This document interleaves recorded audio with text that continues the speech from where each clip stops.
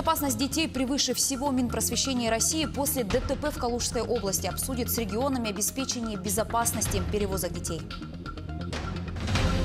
Первый этап разработки транспортной схемы Ленского моста завершен. Какие задачи еще предстоит выполнить для реализации проекта? Путевка на первенство мира. Уроженка Алдана Анастасия Шитникова стала победительницей первенства России по самбо.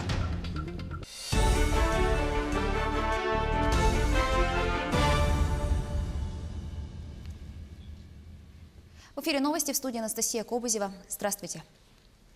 Минпросвещение России после ДТП в Калужской области обсудит с регионами обеспечение безопасности перевозок детей. В частности, в министерстве пройдет селектор с регионами. Напомним, что накануне утром в Бабынинском районе Калужской области перевернулся автобус с детьми, который ехал из Смоленской области в филармонию Калуги для выступления в конкурсе.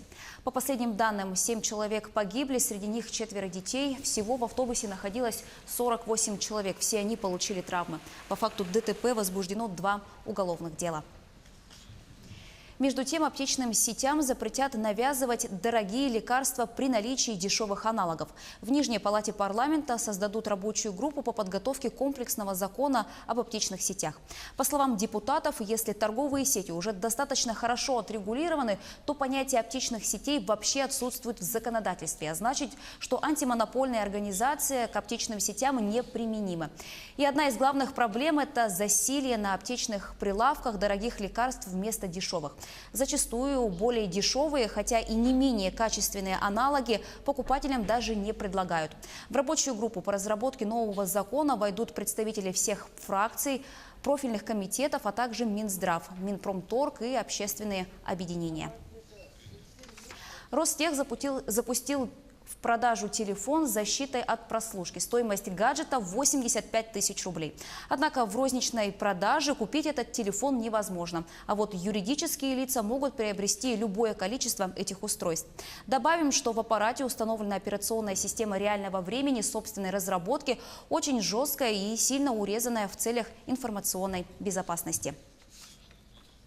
Тем временем в Госдуму внесли законопроект, согласно которому беспилотникам запретят летать над критически важными объектами вроде электростанций, химических производств, портов и вокзалов, а также в небе над футбольными матчами, концертами или фестивалями.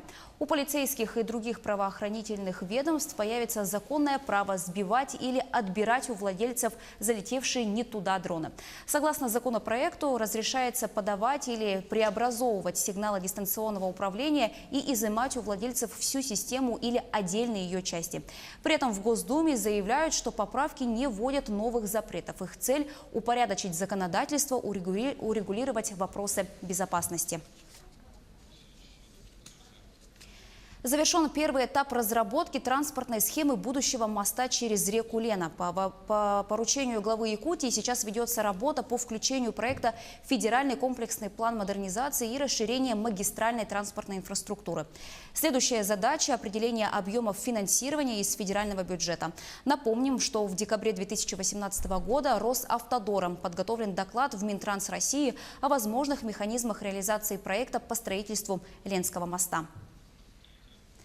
Жители Якутии смогут приобрести цифровое оборудование со скидкой 40%. Заместитель председателя правительства республики Кирилл Бычков рассказал о переходе республики на полное цифровое вещание с июня 2019 года и льготах, предусмотренных для населения.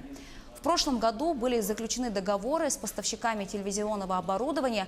Особенно это актуально для жителей отдаленных районов, куда не дойдет цифра. Для этого необходимо обратиться в пункт продажи оборудования и предъявить паспорт с пропиской. Для отдельных категорий граждан из госбюджета будут предусмотрены субсидии.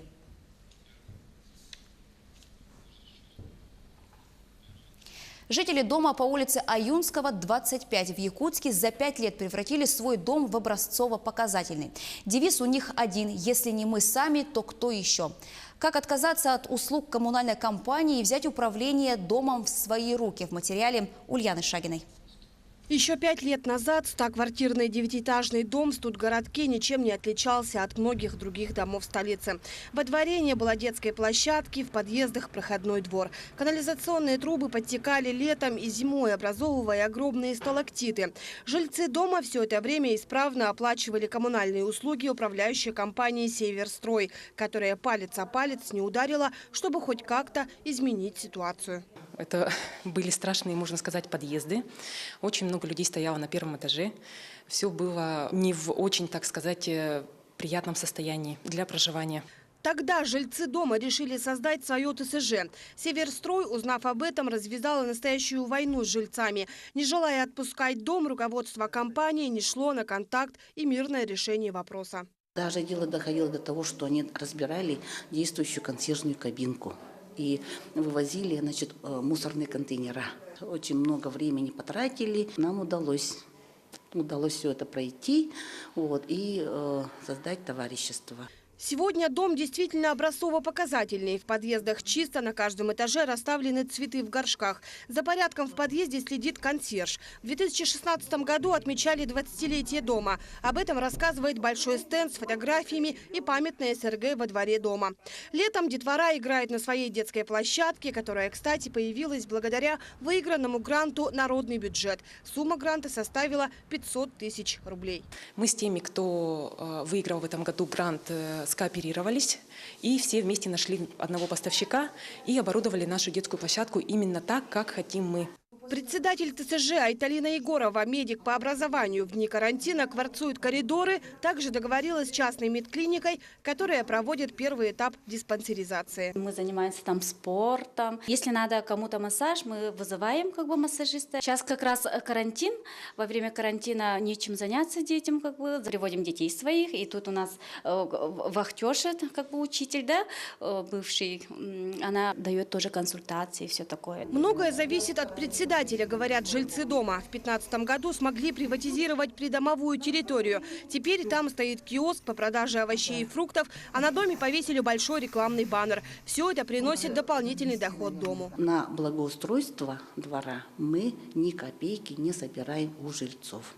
А наоборот, и сняли некоторые виды услуг с квартплаты. Благодаря созданию ТСЖ жильцы стали истинными хозяевами своего дома. Открыли спецсчет на капремонт и теперь по мере необходимости обновляют подъезды и фасад дома, меняют канализационные трубы, сами нанимают рабочих и сами принимают качество работ. В 2016 году мы провели ремонт электрощитовых, потому что они были у нас в пожароопасном состоянии были. В этом году мы планируем, например, заменить трубы отопительной системы. Многие жильцы, видя такую отдачу от самоуправления, стали более активно заниматься делами дома. Дружно выходят на субботники, сажают деревья и цветы во дворе. Вот действительно, где чувство собственности породило чувство ответственности. Ульяна Шагина, Илья Сыромятников, Якутск. Вышла в свет книга в память о трехкратном чемпионе мира по кикбоксингу Иннокентии Макарове «Непоколебимый дух». Его вклад в развитие спорта и физической культуры республики неоценим. Он активно занимался пропагандой и развитием спортивных единоборств. Также основал садово-огородническое товарищество «Сатал» и возглавил его. На презентации книги родные Иннокентия выразили искреннюю благодарность всем, кто помогал в издании книги. Заслуженный тренер Евразии Андрей Артамонов предложил провести в республике турнир по кикбоксингу памяти спортсмена. Его планируют вначале проводить на республиканском уровне, а далее на всероссийском и международном. Уроженка Алдан Анастасия Шитникова стала победительницей первенства России по самбо. Якутянка стала первой в весовой категории 70 килограммов и представляла Хабаровский край. Теперь Анастасия Шитникова будет представлять Россию на первенстве мира. Добавим, что первенство России по самбо стартовало 1 февраля в Москве. В них приняли участие более 700 юношей и девушек из 80 регионов России. Возраст спортсменов от 16 до 17 лет, как отметили на открытии, в будущем у этих молодых людей есть шанс принять участие в Олимпийских играх.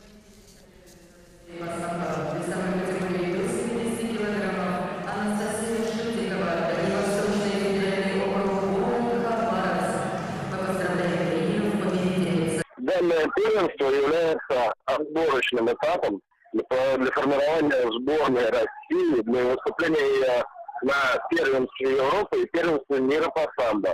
Сборная формируется по принципу: первые номера составляют сборную для поездки на первенство мира, вторые номера составляют сборную для поездки на первенство Европы.